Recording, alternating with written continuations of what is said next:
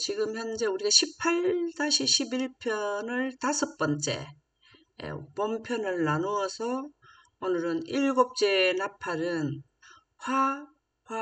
화의 날이라는 것을 교훈을 받도록 하겠습니다.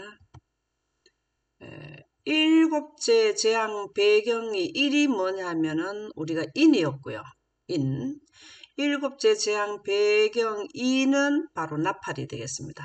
여기에서 일곱째 인을 떼실 때 하늘이 반시 동안 고요한 것은 18-11-4까지 우리가 교훈을 받았고, 지금은 일곱째 인과 일곱째 나팔과 일곱째 재앙이 동시다발적으로 발생되는 이때는 화죠. 일곱째 인과 여섯째 인과 여섯째 나팔은 화가 한 번은 언제든가요? 이럴 때는 언제든가요? 어첫째 나팔. 아멘입니다. 다섯째 나팔과 다섯째 인때고 화죠, 화. 그리고 화화 하면은 이제 끝이라 그랬죠. 지구의 역사를 종결짓는 때. 계시록 11장 14절에서 19절에 보면은 한번 읽어보실까요? 둘째 화는 지나갔으나 보라 셋째 화가 속히 이르는도다. 일곱째 천사가 나팔을 불매 하늘에 큰 음성들이 나서 옛적에도 계셨고 지금도 계신 주 하나님 곧 전능하신 이여 친히 큰 권능을 잡으시고 왕노릇하시도다.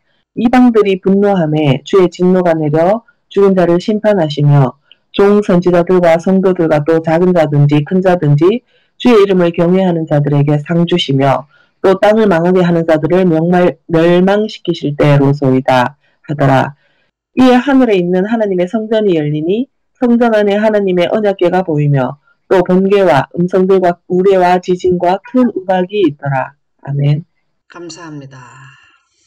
계시록 11장은 어떤 내용을 기록을 해 주셨냐면은 이 전체 내용에 대한 것을 말씀해 주셨는데, 둘째 하는 지나갔다. 둘째 하가 지나갔으니까 여섯째인가 여섯째 나팔이 끝나고 난 뒤에 그 뒤에는 일곱째인가 일곱째 나팔 일곱째 재앙이 도래하는 때죠. 그냥 화가 끝나고 이제 화 마지막 종결점이라는 것을 말씀하고 있습니다. 둘째 하가 지나가니까 셋째 하는 속히 오더라는 거죠. 여기에 뭐 1년이 걸리고 2년이 걸리는 게 아니라 바로 여기 하루만으로 나오죠. 하루만으로. 참 속히 임하게 될 때죠. 일곱째 천사가 나팔을 불매 하늘에 큰 음성이 나서, 일곱째 천사가 나팔을 부는 게 일곱째 천사는 누군가요? 누구죠? 재앙을 알리는 자들은 누구죠? 14만 4천인들. 입니다. 14만 4천인들이 나팔을 분다라는 건 알려준다. 소식을 전해준다. 옛적에도 계셨고 지금도 계신 주 하나님 곧 전능하시니요 친히 큰 권능을 잡으시고 왕노릇 하시도다. 이 뜻이 뭘까요? 여기 와서 뭘 하신다는 거예요? 친히 큰 권능을 잡으시고 왕노릇 한다. 여기 무슨 말일까요, 이게? 친히 큰 권능을 잡으시고 왕노릇 하시도다. 지금 이 부분을 말씀드리는 거거든요. 일곱째 일과 일곱째 나팔과 일곱째 재앙에 대해서 말씀하실 때 친히 큰 권능을 잡으셨다. 이게 뭘 의미할까요? 재앙을 내리신다는 말씀. 권능이 뭡니까, 권능이? 능력, 하나님의 영광. 아멘이죠. 영광 가운데서 우주의 왕만 할 수 있는 걸 하신단 말이에요. 되었다 하니까 큰 성이 세 갈래로 갈라지고 산과 섬이 없어지고 큰 우박이 내리니 이런 거는 누가 하겠습니까? 왕노릇 하신다는. 와, 이제는 하나님께서 6가지의 재앙을 내리는 걸 떠나서 7번째 재앙은 완전히 제일 큰 재앙이죠. 인류가 있으므로 이같이 큰 재앙은 7째 재앙이죠. 첫째 재앙이 내릴 때는 이 당시에는 지구 6천년 기간 동안 제일 큰 재앙이고, 두 번째, 세 번째 연결해서 7번째는 마지막 재앙이잖아요. 여기 더 이상 재앙이 없거든요. 이방들이 분노하며 주의 진노가 내려 죽은 자를 심판하시며 종 선지자들과 성도들과 또 작은 자든지 큰 자든지 주의 이름을 경외하는 자들에게 상 주시며 여기 뭐 하신다고 이때가 상 준다는 게 또 뭘까요? 상 준다는 게 뭘까요? 여기에서 상 빛의 준다는 옷을, 빛의 옷을, 아멘입니다. 자, 일곱째 대접에는 누가 빛의 옷을 갈아입습니까? 14만 4천. 여섯째 대접에 14만 4천이고 일곱째 대접에는 이튿날 일으키고 3일째 되는 날 살리신다. 죽은 자들이 빛으로 옷을 갈아입을 때죠. 죽은 자들이 의인들이 부활할 때죠. 그죠? 네, 감사합니다. 죽은 아이인데. 네. 그래서 여기는 상 받는 때예요. 상 받는 때. 우리가 상 중에 큰 상이 영생의 상이죠.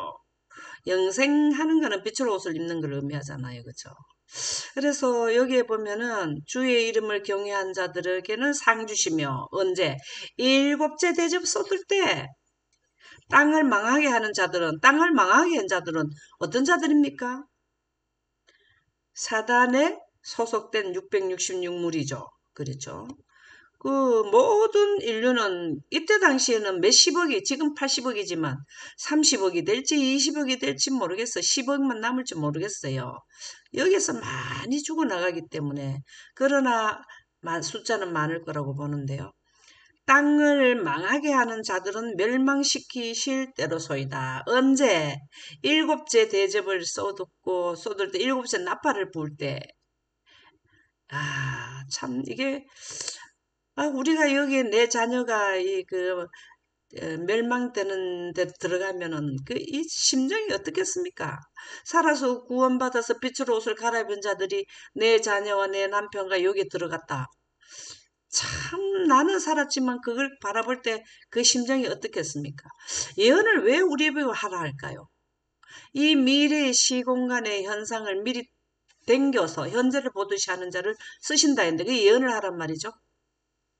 그런 자들이 이거를 느끼지 지금 현재 이 예언을 하지 않으면 이 상황을 화의 상황을 우리가 모른다면 이걸 아는 때보다는 자녀들에게 내 이웃에게 이 관심이 적을 거 아니에요. 근데 이러한 사실을 알게 되면 오늘 참 중요한 그 좋은 소식을 들었는데 침례자를 일으키고 오늘 그 결과를 우리가 봤잖아요. 왜 그렇게 열심히 노력해서 이분들에게 침례를 받게 하고 그 다음에 제가 책 공부를 해보니까 수침자가 생명책이 기록된다. 침례를 꼭 받게 해야 되는데 왜 이렇게 할까요? 이러한 상황을 알면은 내 이웃과 내 자녀가 멸망되는 데 들어가는 걸 알게 되면은 이때는 땅이 세 갈래로 갈라지고 산과 섬이 제자리에 없어지면 지구가 완전히 춤을 춘다는 거잖아요. 그죠? 되었다라는 음성에 의해서 오리온 성자의 열린 공간에서 나오면은 우주 시공간은 물결처럼 흔들린다 그랬죠. 그러면 태양이 한 번 넣으면 지구는 춤을 춘다 그랬죠. 그러면 공기가 다 빠져나간다 그랬죠. 이런 데서 다 멸망될 것을 우리가 알고도 버젓이 내 이웃과 내 자녀에게 관심이 없을 수가 있겠습니까? 잘 모를 때는 몰라도 알면은 우리가 마음이 달라진다는 거죠. 이에 하늘에 있는 하나님의 성전이 열리니 하늘에 있는 하나님의 성전이 열리는 것은 오리온 성전 열린 공을 통해서 하나님이 계시는 지역에 성전이 열리는 것을 말하죠. 성전 안에 하나님의 언약궤가 보이며 자, 언약궤가 있는 데가 어딜까요? 원령에서 언약궤가 있는 데가 어딜까요? 원령에서 하나님의 보좌. 하나님의 보좌입니다. 거기 실질적으로 우리가 지금 모형 있는 언약궤 법궤가 거기에 있을까요? 법궤 자체가 그런 게 있을까요? 이건 뭘 의미할까요? 하나님의 보좌는 뭐라 그랬죠? 물인데 뭘 했다고? 하나님의 빛, 빛이 하나님의 법이 저장되어 있는 것. 아멘입니다. 그걸 의미합니다. 저장된 걸, 입사된 걸, 하나님 빛이 입사된 게 바로 뭐냐면 언약궤로 보이는 거예요. 언약궤로 표현을 하는 거예요. 하나님의 언약이 그 빛이 법이 앉는 자리가 하나님의 보좌잖아요. 그 하나님의 보좌가 우리 모형의 제도에는 시언자란 말이죠. 시언자 안에 뭐가 있습니까? 법궤가 있잖아요. 법궤 안에 뭐가 있습니까? 하나님의 계명이 있잖아요. 우리가 원형으로 보면은 이 시언자 아래 시언자는 하나님의 보좌인데 거기에 하나님의 법이 입법화되어 있다. 이렇게 이해하시면 되거든요. 그래서 번개와 음성과 우레와 지진과 큰 우박이 있더라. 이 말씀은 번개와 음성과 우레는 어디에서 나오는 거예요? 번개와 음성과 우레 이번에 하나님의 영광 가운데서 나오죠. 다시 말하자면 여기에 하나님의 보좌의 그 원형 보좌의 영광에서 뭐가 나왔냐면 되었다 소리가 나왔다 이 말입니다. 이 나팔을 불 때에 지금 나팔을 부니까 여기 보면은 나팔을 부니까 번개 음성과 내성이 음성과 우리가 나왔다 그랬죠. 지진이 나왔다 그랬죠. 이게 바로 뭐냐면 일곱째 나팔을 불 때 되었다가 음성이 나왔다 이 말이에요. 그래서 나팔과 일곱째 인과 일곱째 재앙은 같은 거를 설명해 주기 위해서 이렇게 일곱째 인, 일곱째 나팔, 일곱째 재앙으로 표현은 되었지만 현상은 같은 거예요. 여기에서 다 되었다를 우주에 선포하게 될 때에 그 음성에 의해서 태양이 흔들리면서 지구가 어떻게 되냐면 지진이 나는 거예요. 그 음성이 전달되는 거죠. 이렇게 다 되었다 하는 게 번개와 천둥과 내성에 의해서 그 소리의 영향력으로 지구의 종말을 구하게 된다. 그래서 그 도착하는 시간이 반시 동안이었다. 그래서 전체가 동일한 이 마지막에 멸망시키고 의인들은 상주게 하는 환경을 이렇게 인과 나팔과 대접으로서 우리에게 이해를 시키게 되었다.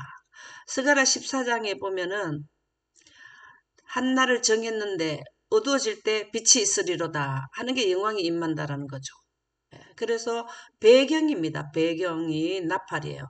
나팔을 불 때에 되었다가 선포되는 거죠.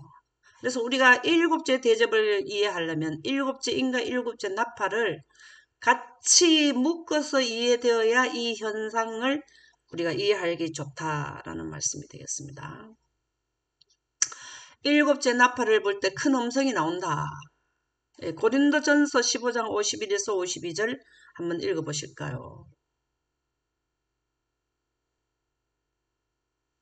보라, 내가 너희에게 비밀을 말하노니 우리가 다 잠잘 것이 아니요 마지막 나팔에 순식간에 호련이 다 변화되리니 나팔 소리가 나매 죽은 자들이 썩지 아니할 것으로 다시 살아나고 우리도 변화되리라. 아멘.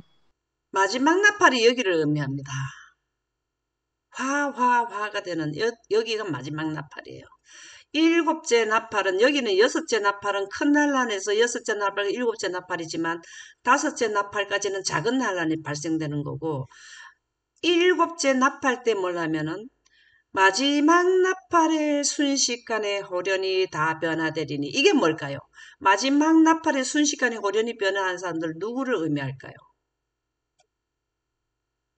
순식간에 호련이 변화해서 빛으로 갈아입는 사람들 여기서 마지막 나팔이 누군가요? 죽은 의인들. 아멘입니다. 죽은 의인들입니다. 이틀째 되는 날은 셋째 천사 기별을 듣고 부활한 의인들, 3일째 되는 날에는 아담으로부터 셋째 천사 기별 전까지 죽은 자들이 부활하게 되고 그래서 이튿날 일으키시고 3일째 살리신다는 왜 이튿날 3일날 나눴냐면 이틀째 되는 날은 특별 부활하는 때거든요. 그래서 여기에 나팔 소리가 나며 죽은 자들이 나오죠. 죽은 자들이 여기에서는 14만 4천인들은 예수님이 오시는 날짜와 시간을 선포하는 영광 가운데서 빛을 가를 산 자들이 순식간에 호련히 변함을 받고 여기서는 죽은 자들이 순식간에 호련히 변화해서 썩지 아니할 것으로 살아나고 썩지 아니할 것으로 살아난다는 건 뭐죠? 왜 썩지 않게 되나요? 빛의 옷을 입었다. 아멘입니다. 사람들이 썩지 않을 영광을 썩을 그 금수로 바꿔버린다는 거예요. 우상을 숭배하게 되면은 빛으로 옷을 못 입으면 썩어버리잖아요. 우리는 죽으면 다 썩잖아요. 그죠? 그래서 우리도 다 변화되리니 되리라. 계시록 11장 14절에서 19절에 보면 둘째 하는 지나갔으나 여섯째 대제까지는 지나갔다라는 거죠. 보라 셋째하고 속히 이르는도다. 일곱째 천사가 나팔을 불매. 여기 일곱째 천사. 하늘에 큰 음성들이 나서 하늘에 큰 음성이 나는 건 되었다라는 거죠. 그럴 때 나팔을 불 때 큰 음성이 나는데 이것은 바로 일곱째 대접에 되었다 하는 음성이 난다라는 말씀이 되겠습니다. 700시 909쪽에도 보면 죽은 의인들이 여기 나오네요. 마지막 나팔 소리를 듣고 죽은 의인들은 일곱째 나팔을 불 때고 14만 4천인들은 요 경계면이에요. 아마겟돈 전쟁도 일어나기 바로 그 시작을 할 무렵 그 다음에 예수님이 오시는 날짜 시간이 선포될 때에 그럴 때에 호련히 변화하고 다 변화하죠. 그죠? 예. 죽은 의인들이 마지막 나팔 소리를 듣고 무덤에서 나와. 무덤에서 나와. 참 이게 보통 일이겠습니까? 우리는 지금 인류는 무덤에 들어가면은 아직 가서 살아나온 사람 구경을 못했어요. 그랬는데 이때는 산다네요. 근데 하나님께서 너무 감사한 게 이때 살려야 되지. 우리가 지금 살고 있는데 막 살려나누면은 우리도 먹고 살기 힘드는데 또 죽었던 사람들이 또 살아나서 같이 살면 지금 80억 인구가 막 100억이 넘게 되면 그거 참 골치 아픈데 그죠? 근데 일곱째 대접을 쏟을 때 하니까 참만 다행이라 그죠? 이분들은 어, 공기가 떠나가야만 하나님은 뭘 한다고? 하나님은 공기를 떠나가면 태양빛이 배제된 상태에서 영생자를 잉태하잖아요. 그렇기 때문에 일곱째 재앙이 되어야만 죽은 자를 살릴 수 있다라는 겁니다. 하나님의 빛으로만 영광 가운데서 예수님도 뭐 했습니까? 요번에 우리 교과 공부, 옳고 공부했나 했나 오늘 아침에 공부를 했는데 너무 은혜스러운 게 뭐 예수님도 영광 가운데서 부활했는데 우리가 영광을 공부 안 한다. 그렇게 오늘 교훈의 말씀 오늘 아침 제가 4시에 일어나가지고 교과 공부를 다 했어요. 한번 다 읽어봤어요. 너무 좋더라고요. 오늘 교과 공부 내용이 뭐예요? 이번 주가 뭡니까? 영광을 보여달라. 모세. 요 공부만, 요번 교과 공부만 철저히 하게 되면 우리가 어떻게 해야 될까를 알 수 있을 것으로 이해되더라고요. 이게 보면은 마지막 나팔 소리를 듣고 무덤에서 나와 불멸의 옷을 입고 그들의 주님을 맞이하게 될 것이다. 네. 이 자리에 우리가 다 참석해야 되지 않겠습니까? 아멘. 참, 이 부분은 우리가 다 원하는 부분이죠. 이 일을 위해서 지금 우리가 아침에도 계속 일어나서 하나님의 말씀을 이해하고 예언을 공부하게 되는데요. 큰 음성은 무엇이냐 하면 되었다의 일곱째 재앙이다 라는 말씀이 되겠습니다. 아모스 8장 7절에서 9절 한번 읽어보실까요? 여호와께서 야곱의 영광을 두고 맹세하시되 내가 그들의 모든 행위를 절대로 잊지 아니하리라 하셨나니 이로 말미암아 땅이 떨지 않겠으며 그 가운데 모든 주민이 애통하지 않겠느냐. 온 땅이 강에 넘침같이 솟아오르며 애국강같이 뛰놀다가 낮아지리라. 주 여호와의 말씀이니라. 그날에 내가 해를 대낮에지게 하여 백주의 땅을 캄캄하게 하며. 아멘. 지금 현재 뭘 얘기하냐면은 아모스 8장 7절에서 9절에는 일곱째 인가의 일곱째 나팔과 일곱 대접을 뗄 때 당시를 설명해 준 거다라는 말씀입니다. 우리가 아모스, 요엘, 진짜 많아요. 여기에가 어두워진다라는 거. 이게 왜 그렇게 알려주냐면 죽은 의인들이 부활하는 거. 지금 우리는 대기권의 공기가 있어서 지금은 세상이 환하지만 되었다 하고 일곱째 나팔을 불게 되면은 되었다 하게 되면 공기가 그냥 우주로 다 나가버리잖아요. 그랬을 때 하나님께서는 뭘 하시냐면 하나님은 잉태해서 해산을 하시게 되는 거예요. 하나님이 잉태는 하나님의 자궁은 우주 환경이잖아요. 여기에서 해산, 그 영성갈자들을 해산시키는 게 빛으로 옷을 갈아입히는 거죠. 이럴 때 뭘 하게 되냐면 여기에 영광이 지구 전체를 보처럼 덮게 되잖아요. 이것을 여기에 설명해 주셨는데 여호와께서 야곱의 영광을 두고 맹세하되 이 야곱이 누굽니까? 야곱이 이름이 바뀌었는데 누구죠? 이스라엘. 이스라엘. 우리가 야곱 형제가 누굽니까? 에서. 에서는 사단을 대표하는 자로 성령과 영감의 말씀에 나오고 야곱은 하나님의 백성을 대표하는 자로서 우리가 상징하더라라는 것입니다. 우리가 그 아담의 아들 가인과 아벨하고 똑같은 거예요. 아벨은 재단에 제사 지냈을 때 하늘에서 하나님의 영광이 내려와서 그 제물을 헌명하고 살랐잖아요. 받아줬죠. 간합하심을 받았잖아요. 그래서 야곱이나 아벨이나 아브라함이나 성경의 모든 이름이 주 후손들이 이름이 나오는 것은 전부 다 영광 보존자를 말하는 거거든요. 그래서 하나님의 백성은 다 영광을 가졌다라는 것을 의미한다 이 말이죠. 여기에서 말씀해 주시는 게 야곱에게 약속해 주신 영광으로 뭘 하냐면은 보존하게 되면 영생 가는 그게 약속이잖아요. 두고 맹세한다. 그 영광을 가진 자에게 영생을 주겠다, 상급을 주겠다라는 것을 맹세하는 그 맹세로 내가 그들의 모든 행위를 절대로 잊지 아니하리라 하셨나이다. 이로 말미암아 땅이 떨어지지 않겠으며 떨어진다 이 말이 뭐냐면 산이 없어지고 섬도 없어지고 그 가운데 모든 주민이 애통하지 않겠느냐. 이제 우리가 지난번에 말씀 그 교훈을 받았죠.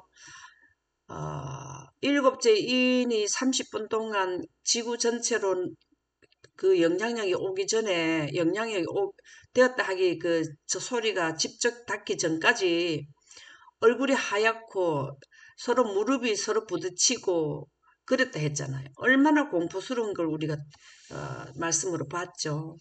그래서 온 땅이 강에 넘친 같이 솟아오르며 요즘에 홍수 나가지고 그 경계를 그냥 넘어서 육지로 넘어오는 걸 봤죠. 그래서 땅 지표면 자체가 그렇게 된다는 거죠. 그래서 큰 지진이 난다라는 말씀을 우리가 이해하면 되겠고요. 애국강 같이 뛰놀다가 낮아지리라. 지표면이 융기되어서 올라왔다가 낮아졌다가 이렇게 한다는 거예요. 언제? 일곱째 대접을 쏟을 때 나팔을 불게 되면은 되었다 하는 음성으로 인해서 지구가 이렇게 요동을 친다라는 말씀이 되겠습니다. 그날에는 지구가 이렇게 땅이 위로 올라갔다 내려갔다가 이 지표면이 이렇게 융기됐다가 낮아졌다가 하는 이 지진이 너무 클 때에 뭘 하냐면 지구에 갇혀있던 공기가 지구 중력에 끌려 있다가 견디지를 못하고 완전히 빠져나간다 이 말이죠. 그래서 백주에 대낮에 해를 대낮에 지게 하고 백주에 헌한 날에 땅을 캄캄하게 이렇게 돼버리는 것이 뭐냐 하면은 의인들에게 빛으로 옷을 갈아입히는 환경을 만들고자 이렇게 했다는 겁니다. 자, 땅이 혼돈하고 공허하며 흑암이 깊은 미에 있었는 환경이 언제 한번 있었죠? 이런 일이 있었죠? 창조 때. 예, 창세기 1장 2절에 창세기 1장 2절은 창조되기 전에 지금 여기에 땅이 혼돈하고 공허하게 했는 흑암이 깊은 미에 있게 한 거는 영생자를 태동시키고 해산하기 위해서 이런 환경을 하려는데 창조 때는 하늘나라 초자연 환경을 만들기 위해서 그 환경이 땅이 혼돈하고 공허한 환경을 하나님께서는 그 환경을 있어야만 하나님께서 창조를 하셔요. 그래서 이게 창조되기 위한 환경을 구성한 거다. 조건을 갖춘 거다. 그런데 영생자들은 조건을 갖추는데 영멸자들은 죽게 하는 조건을 갖추는 거죠. 그래서 길이 있을 것도 하나님의 영광이요, 없어질 것도 하나님의 영광으로 된다라는 말씀이 되겠습니다. 마가복음 21장 33절에 보면 이와 같이 너희가 이런 일이 일어나는 것을 보거든 하나님의 나라가 가까운 줄을 알라. 내가 진실로 너희에게 말하노니 이 세대가 지나가기 전에 모든 일이 다 이루어지리라. 천지는 없어지겠으나 천지가 없어진단 말이 뭘까요?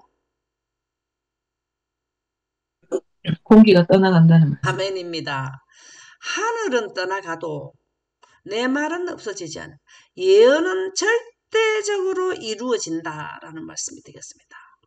천지가 없어지기 전에는 내 법의 1.1, 율법의 1.1핵도 뭐한다? 없어지지 아니한다. 그러면은 천지가 없어지면은 하늘의 공기가 떠나가면 하나님의 율법 10계명도 이제는 폐기된다. 그 말이나 동일한 말이에요. 그래서 하나님의 10계명은 영생에 가면은 소용이 없어진다 이 말이에요. 그래서 구속의 대경륜 예언하고 10계명은 일치한 내용을 성문화시켜서 예언도 법이라는 거예요. 그래서 우리는 이런 하나님의 법을 깨닫기 위해서 뭘 하나 하면은 이렇게 아침마다 하나님의 법을 준수하는 게 예언을 공부하는 거다라는 말씀이 되겠습니다. 7째 재앙 때 2번째 공기가 완전히 빠진다. 첫 번째 공기는 어디서 빠졌다 그랬습니까? 첫 번째 공기는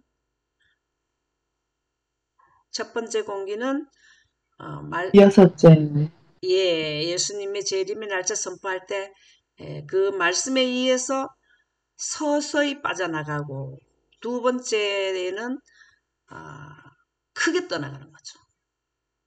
우리가 물을 그렇게 담으면 조금 흔들면은 물이 한 방울 두 방울 떨어지는 거는 여섯째 재앙 때고, 크게 되었다 큰 소리가 날 때 크게 흔들면은 물이 출렁출렁 하면서 많이 빠져나간다. 그렇게 보시면 되겠습니다.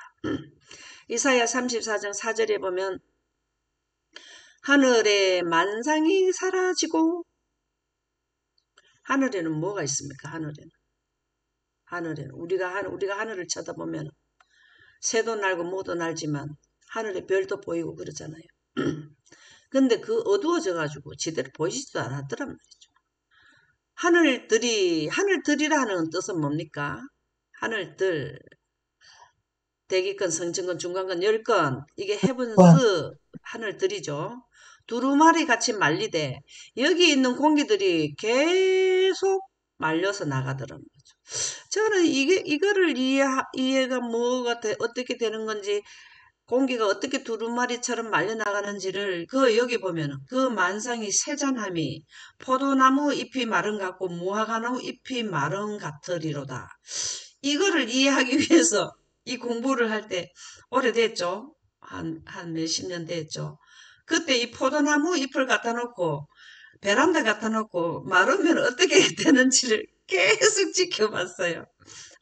내가 얼마나 이해하고 싶으면 그랬을까요? 그러니까 돌돌 말리더라고. 여러분들도 한번 해보세요. 나뭇잎을 갖다 놓으면요, 싹 말려요. 두루마리 말리같이 말린다 이 말이에요. 그래서 여기 있던 공기가 말려서 떠나간다 라고 보시면 되겠습니다. 이사야 51장 6절에 보면 너희는 하늘로 눈을 들으며 그 아래 땅을 살피라. 하늘이 연기같이 사라지고, 이 연기는 다르게 표현하면 뭘까요? 연기가 다른 건 뭘까요? 여기서 본다면 여기가 연기일까요? 연기같이 여기에 뭐가 있어요? 공기. 예. 공기가 떠나는 것을 우리에게 어떻게 이해를 시키면 좋을까 하고, 여기에 여러분들 다음에 연기가 사라지는 것처럼 이렇게 공기 떠나가는 걸 이사야 선지자가 말했는 거를 잘 잘 생각하면서 눈을 들어서 하늘을 보고 땅을 잘 살펴보세요. 우리가 이때쯤 되면 그래 보라 이 말입니다. 이거 지금 우리는 연상 생각해 보는 거는 지금 우리가 밥할 때 연기가 굴뚝에서 나왔다 살 사라지잖아요. 공기가 그렇게 사라진다는 겁니다. 어떻게 하면은 이때를 이해시키실까? 선지자를 통해서 하나님께서 우리에게 이 마지막 때 발생될 사건들을 이렇게 상세하게 포도나무 잎을 한번 놔봐라. 그래 또 연기가 어떻게 사라지는 것을 한번 봐봐라. 지금 마지막 때 그렇게 될 것이다. 그렇게 되면 의인들이 뭘 한다고? 빛으로 옷을 갈아입게 되고 영생의 상을 받는다. 참 요번에 또 침례를 받게 해가지고 또 우리 침례 받게 하고 인도한 집사님은 하늘에 가면은 뭐 멸류관의 별이 어떻게 될까요? 반짝반짝 여러 개가 빛나게 되죠. 네. 초기 문집 273조 그들을 둘러싸고 있던 이방인 즉 원수들은 죽은 사람들처럼 거꾸러졌다. 살아있는 사람들이 거꾸러진다. 왜? 바로 못 서 있어요. 땅이 흔들어뿐데 여러분들 지진 한 번 다 경험해봤죠? 몸이 흔들흔들 하잖아요. 근데 이렇게 땅의 3분의 1이 무너질 정도로 지진이 큰 이 땅에 있으므로 이같이 큰 지진이 없는 것이 오는데 바로 서 있을 사람이 누가 있습니까? 그들은 구원받은 거룩한 자들 위에 비치는 그 빛을 감당할 수 없었다. 지구 전체에 영광이 보처럼 둘러쌌죠. 그 영광을 또 감당할 수 없었다는 거예요. 이 빛과 영광은 예수께서 구름 가운데 나타나실 때까지 저들을 비추고 있었다. 예. 단련을 받은 신실한 무리는 눈 깜짝 사이에 호련히 영광에서 영광으로 변화하였다. 자, 예수님도 부활하실 때 영광으로 부활하셨죠? 우리의 모델로 상징으로 우리에게 의인의 부활을 알려주신 거잖아요. 우리도 영광에서 영광으로 변화하였다. 이번에 교과 공부에 고린도서 3장 18절 나오지 않던가요? 거기에 보면 영광에서 영광에 이르니 곧 주의 영으로 말미암아 하나님의 형상으로 화하더라. 그것이 여기에서 응하게 된다라는 말씀 되겠습니다. 오늘은 공기가 두 번째 공기가 완전히 빠질 때 의인들이 부활하고 순식간에 호련히 빛으로 옷을 갈아입는 영광에서 영광에 이른다는 말씀으로 교훈을 마치도록 하겠습니다. 감사합니다.